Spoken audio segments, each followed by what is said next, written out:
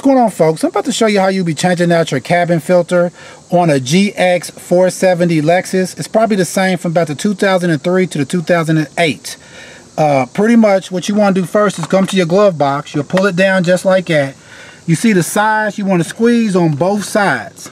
You squeeze in on that and pull it down. And once you've done that, what you'll see is you'll be able to pull this down, and on the bottom right here, see these little pieces? Those little things, those pretty much are snapping right into these openings right here. And then once you look up inside of there, you see that white thing? That'll be a cabin filter. Now to pull that out, you see those tabs? You press 2 tabs on both sides, just like that, and then it'll pour straight out. And if you can see this cabin filter, it looks pretty dirty right here.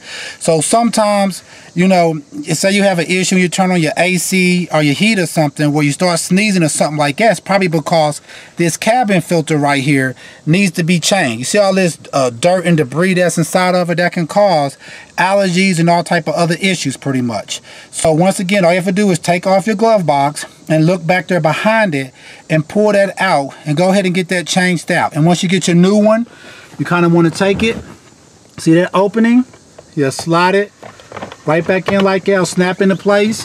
And then you'll take your glove box, when you're putting it back on, you want to start down, see those notches, plug those in, you want to push it in like that, and then push it all the way up like that, and you'll be done. Alright folks, once again, this is how you would change out your cabin air filter on a Lexus truck, which is a GX470. And it's probably the same from about the 2003 to about the 2008. Alright folks, please check out our other helpful videos.